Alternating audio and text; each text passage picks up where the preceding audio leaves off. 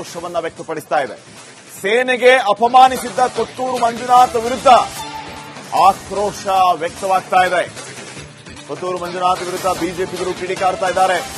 ಸೇನಾ ಕಾರ್ಯಾಚರಣೆಯ ಸಾಕ್ಷ್ಯ ಕೇಳುತ್ತಿದ್ದಾರೆ. ಮಂಜುನಾಥ್ ಅಲ್ಲಿಗೆ ಹೋಗಿ ನೋಡ್ಬರ್ಲಿ. ಬೆಂಗಳೂರಿನಲ್ಲಿ ಎಂಎಲ್ಸಿ ರವಿಕುಮಾರ್ ಈ ಹೇಳಿಕೆಯನ್ನ ಕೊಟ್ಟಿರೋದು. ಕೊತ್ತೂರು ಮಂಜುನಾಥ್ ವಿರುದ್ಧ ಶೋಭಾ ಕರಂದ್ಲಾಜೆ ಅವರು ಕೂಡ ಆಕ್ರೋಶವನ್ನ ವ್ಯಕ್ತಪಡಿಸಿದ್ದಾರೆ. ನಿಮಗೆ ಸಾಕ್ಷಿ ಬೇಕು, ನಿಮಗೆ ಇದರ ಬಗ್ಗೆ ನಂಬಿಕೆ ಇಲ್ಲ ಅಂತಂದ್ರೆ ನೀವೇ ಹೋಗಿ ಅಲ್ಲಿ ನೋಡ್ಕೊಂಡ್ ಬನ್ನಿ ಅಂತ ಇವರೆಲ್ಲ ಹೇಳ್ತಿದ್ದಾರೆ.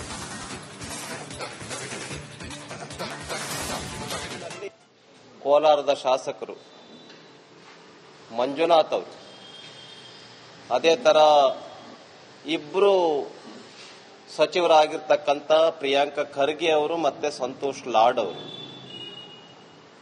ಬಹುಶಃ ಪಾಕಿಸ್ತಾನದವರು ಕೂಡ ಈ ತರದಾಗಿ ಮಾತಾಡ್ತಾ ಇಲ್ಲ, ಆ ರೀತಿನಲ್ಲಿ ಇವರು ಮಾತಾಡ್ತಾ ಇದ್ದಾರೆ. ಪಾಕಿಸ್ತಾನ ಒಪ್ಕೊಂಡಿದೆ, ಎಸ್ ನಮ್ಮ ಮೇಲೆ ದಾಳಿ ಆಗಿರ್ತಕ್ಕಂಥದ್ದು ನಿಜ,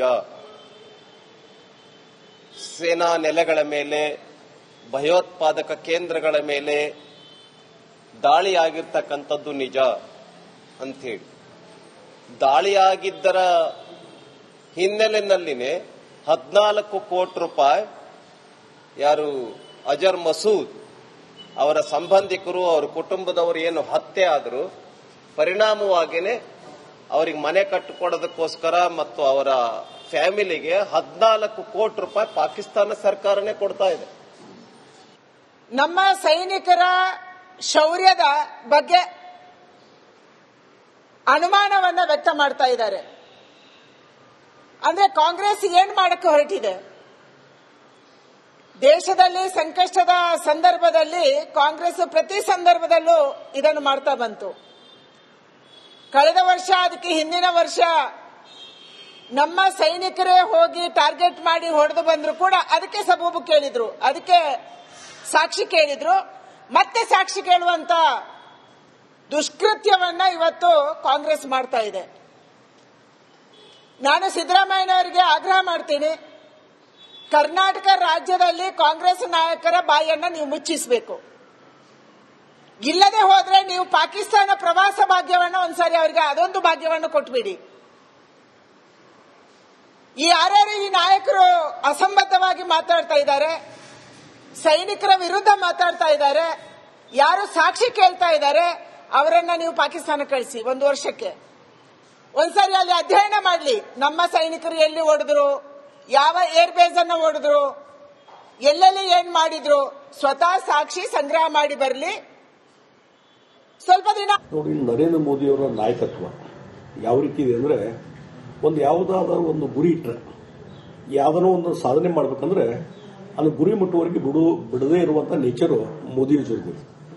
ಹಿಂದೆ ಅವರು ಗುಜರಾತದ ಮುಖ್ಯಮಂತ್ರಿ ಆಗಿದ್ದಾಗ ನಾನು ನೋಡಿದ್ದೀನಿ, ಆರ್ ಡಿ ಮಿನಿಸ್ಟರ್ ಇದ್ದಾಗ ಅಲ್ಲಿ ಹೋಗಿದ್ದೆ 1 ವಾರ ನಾನು.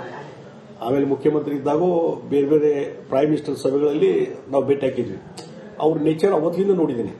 ಇದೊಂದು ಸಾಧನೆ ಮಾಡ್ಬೇಕಂತ ಮಾಡೋದಿಲ್ಲ. ಈಗ 26 ಜನ ಅಮಾಯಕರನ್ನ, ಹಿಂದೂಗಳ ವ್ಯಕ್ತಿಗಳನ್ನು ಕೊಂದು ಹಾಕುವಂತ ಕೆಲಸ ಪಾಕಿಸ್ತಾನ ಪ್ರೇರಿತವಾದಂಥ ಉಗ್ರಗಾಮಿಗಳು ಮಾಡಿದ್ರು. ಆದ್ಮೇಲೆ ಅದು ಅಡ್ಮಿಟೆಡ್ ಫ್ಯಾಕ್ಟ್. ಅದಾದ್ಮೇಲೆ ಮೋದಿಜಿಯವರು ಏನೊಂದು ಕರೆ ಕೊಟ್ಟಿದ್ರು, ಡೆಫಿನೆಟ್ಲಿ ಅಲ್ಲಿ ಹೋಗಿ ನುಗ್ಗಿ ನಾವು ಅವ್ನು ಕೊಂದು ಹಾಕ್ತೀವಿ ಅಂತ ಹೇಳಿ. ಹೀಗಾಗಿ ಉಗ್ರಗಾಮಿಗಳ ನೆಲೆಯನ್ನ ಇವತ್ತು ಧ್ವಂಸ ಮಾಡಿ ನೂರಾರು ಉಗ್ರಗಾಮಿಗಳು ಕೊಲ್ಲುವಂತ ಕೆಲಸ ಇವತ್ತು ಸೈನಿಕರ ಮುಖಾಂತರ ನರೇಂದ್ರ ಮೋದಿಜಿ ಮಾಡಿದ್ದಾರೆ. ಇದು ನರೇಂದ್ರ ಮೋದಿಯವರ ನಾಯಕತ್ವಕ್ಕೆ ಸಿಕ್ಕಂತ ಒಂದು ಜಯ ಅಂತ ನಾನು ಹೇಳ್ತೀನಿ. ಆಕ್ರೋಶವನ್ನ ವ್ಯಕ್ತಪಡಿಸ್ತಾ ಇದೆ. ಸೇನೆಗೆ ಅಪಮಾನಿಸಿದ್ದ ಕೊತ್ತೂರು ಮಂಜುನಾಥ್ ವಿರುದ್ಧ ಆಕ್ರೋಶ ವ್ಯಕ್ತವಾಗ್ತಾ ಇದೆ. ಕೊತ್ತೂರು ಮಂಜುನಾಥ್ ವಿರುದ್ಧ ಬಿಜೆಪಿಗರು ಕಿಡಿಕಾರ್ತಾ ಇದ್ದಾರೆ. ಸೇನಾ ಕಾರ್ಯಾಚರಣೆಯ ಸಾಕ್ಷ್ಯ ಕೇಳುತ್ತಿದ್ದಾರೆ. ಮಂಜುನಾಥ್ ಅಲ್ಲಿಗೆ ಹೋಗಿ ನೋಡ್ಬರ್ಲಿ. ಬೆಂಗಳೂರಿನಲ್ಲಿ ಎಂಎಲ್ಸಿ ರವಿಕುಮಾರ್ ಈ ಹೇಳಿಕೆಯನ್ನ ಕೊಟ್ಟಿರೋದು. ಕೊತ್ತೂರು ಮಂಜುನಾಥ್ ವಿರುದ್ಧ ಶೋಭಾ ಕರಂದ್ಲಾಜೆ ಅವರು ಕೂಡ ಆಕ್ರೋಶವನ್ನ ವ್ಯಕ್ತಪಡಿಸಿದ್ದಾರೆ.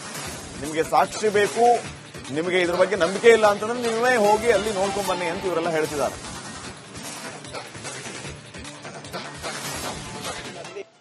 ಕೋಲಾರದ ಶಾಸಕರು ಮಂಜುನಾಥ್ ಅವರು, ಅದೇ ತರ ಇಬ್ರು ಸಚಿವರಾಗಿರ್ತಕ್ಕಂಥ ಪ್ರಿಯಾಂಕ ಖರ್ಗೆ ಅವರು ಮತ್ತೆ ಸಂತೋಷ್ ಲಾಡ್ ಅವರು, ಬಹುಶಃ ಪಾಕಿಸ್ತಾನದವರು ಕೂಡ ಈ ತರದಾಗಿ ಮಾತಾಡ್ತಾ ಇಲ್ಲ, ಆ ರೀತಿನಲ್ಲಿ ಇವರು ಮಾತಾಡ್ತಾ ಇದ್ದಾರೆ. ಪಾಕಿಸ್ತಾನ ಒಪ್ಕೊಂಡಿದೆ, ಎಸ್ ನಮ್ಮ ಮೇಲೆ ದಾಳಿ ಆಗಿರ್ತಕ್ಕಂಥದ್ದು ನಿಜ, ಸೇನಾ ನೆಲೆಗಳ ಮೇಲೆ, ಭಯೋತ್ಪಾದಕ ಕೇಂದ್ರಗಳ ಮೇಲೆ ದಾಳಿ ಆಗಿರ್ತಕ್ಕಂಥದ್ದು ನಿಜ ಅಂಥೇಳಿ. ದಾಳಿಯಾಗಿದ್ದರ ಹಿನ್ನೆಲೆಯಲ್ಲಿನೇ 14 ಕೋಟಿ ರೂಪಾಯಿ ಯಾರು ಅಜರ್ ಮಸೂದ್ ಅವರ ಸಂಬಂಧಿಕರು, ಅವರ ಕುಟುಂಬದವರು ಏನು ಹತ್ಯೆ ಆದರೂ ಪರಿಣಾಮವಾಗಿನೇ ಅವರಿಗೆ ಮನೆ ಕಟ್ಟಿಕೊಡೋದಕ್ಕೋಸ್ಕರ ಮತ್ತು ಅವರ ಫ್ಯಾಮಿಲಿಗೆ 14 ಕೋಟಿ ರೂಪಾಯಿ ಪಾಕಿಸ್ತಾನ ಸರ್ಕಾರನೇ ಕೊಡ್ತಾ ಇದೆ. ನಮ್ಮ ಸೈನಿಕರ ಶೌರ್ಯದ ಬಗ್ಗೆ ಅನುಮಾನವನ್ನ ವ್ಯಕ್ತ ಮಾಡ್ತಾ ಇದ್ದಾರೆ. ಅಂದ್ರೆ ಕಾಂಗ್ರೆಸ್ ಏನ್ ಮಾಡಕ್ಕೆ ಹೊರಟಿದೆ? ದೇಶದಲ್ಲಿ ಸಂಕಷ್ಟದ ಸಂದರ್ಭದಲ್ಲಿ ಕಾಂಗ್ರೆಸ್ ಪ್ರತಿ ಸಂದರ್ಭದಲ್ಲೂ ಇದನ್ನು ಮಾಡ್ತಾ ಬಂತು.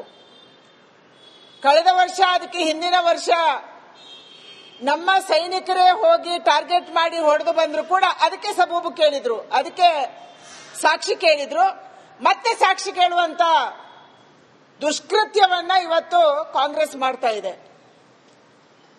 ನಾನು ಸಿದ್ದರಾಮಯ್ಯನವರಿಗೆ ಆಗ್ರಹ ಮಾಡ್ತೀನಿ, ಕರ್ನಾಟಕ ರಾಜ್ಯದಲ್ಲಿ ಕಾಂಗ್ರೆಸ್ ನಾಯಕರ ಬಾಯನ್ನು ನೀವು ಮುಚ್ಚಿಸಬೇಕು.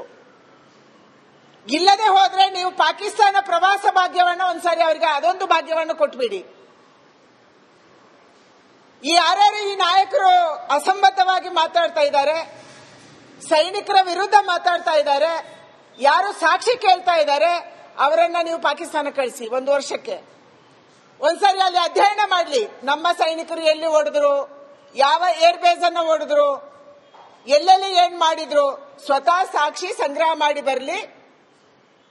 ಸ್ವಲ್ಪ ದಿನ ನೋಡಿ, ನರೇಂದ್ರ ಮೋದಿಯವರ ನಾಯಕತ್ವ ಯಾವ ರೀತಿ ಇದೆ ಅಂದ್ರೆ, ಯಾವುದಾದ್ರೂ ಒಂದು ಗುರಿ ಇಟ್ಟರೆ, ಯಾವ್ದನೋ ಒಂದು ಸಾಧನೆ ಮಾಡ್ಬೇಕಂದ್ರೆ ಅದು ಗುರಿ ಮುಟ್ಟುವವರೆಗೆ ಬಿಡದೇ ಇರುವಂತ ನೇಚರು ಮೋದಿ ಜೊತೆ. ಹಿಂದೆ ಅವರು ಗುಜರಾತದ ಮುಖ್ಯಮಂತ್ರಿ ಆಗಿದ್ದಾಗ ನಾನು ನೋಡಿದ್ದೀನಿ, RD ಪ್ರೈಮ್ ಮಿನಿಸ್ಟರ್ ಇದ್ದಾಗ ಅಲ್ಲಿ ಹೋಗಿದ್ದೆ 1 ವಾರ ನಾನು. ಆಮೇಲೆ ಮುಖ್ಯಮಂತ್ರಿ ಇದ್ದಾಗೂ ಬೇರೆ ಬೇರೆ ಪ್ರೈಮ್ ಮಿನಿಸ್ಟರ್ ಸಭೆಗಳಲ್ಲಿ ನಾವು ಭೇಟಿ ಹಾಕಿದ್ವಿ. ಅವ್ರ ನೇಚರ್ ಅವತ್ತಿಂದ ನೋಡಿದ್ದೀನಿ. ಇದೊಂದು ಸಾಧನೆ ಮಾಡ್ಬೇಕಂತ ಮಾಡೋದಿಲ್ಲ. ಈಗ 26 ಜನ ಅಮಾಯಕರನ್ನ, ಹಿಂದೂಗಳ ವ್ಯಕ್ತಿಗಳನ್ನು ಕೊಂದು ಹಾಕುವಂತ ಕೆಲಸ ಪಾಕಿಸ್ತಾನ ಪ್ರೇರಿತವಾದಂಥ ಉಗ್ರಗಾಮಿಗಳು ಮಾಡಿದ್ರು. ಆದ್ಮೇಲೆ ಅದು ಅಡ್ಮಿಟೆಡ್ ಫ್ಯಾಕ್ಟ್. ಅದಾದ್ಮೇಲೆ ಮೋದಿಜಿಯವರು ಏನೊಂದು ಕರೆ ಕೊಟ್ಟಿದ್ರು, ಡೆಫಿನೆಟ್ಲಿ ಅಲ್ಲಿ ಹೋಗಿ ನುಗ್ಗಿ ನಾವು ಅವ್ರು ಕೊಂದು ಹಾಕ್ತೀವಿ ಅಂತ ಹೇಳಿ. ಹೀಗಾಗಿ ಉಗ್ರಗಾಮಿಗಳ ನೆಲೆಯನ್ನ ಇವತ್ತು ಧ್ವಂಸ ಮಾಡಿ 100 ಉಗ್ರಗಾಮಿಗಳು ಕೊಲ್ಲುವಂತ ಕೆಲಸ ಇವತ್ತು ಸೈನಿಕರ ಮುಖಾಂತರ ನರೇಂದ್ರ ಮೋದಿಜಿ ಮಾಡಿದ್ದಾರೆ. ಇದು ನರೇಂದ್ರ ಮೋದಿಯವರ ನಾಯಕತ್ವಕ್ಕೆ ಸಿಕ್ಕಂತ ಒಂದು ಜಯ ಅಂತ ನಾನು ಹೇಳ್ತೀನಿ.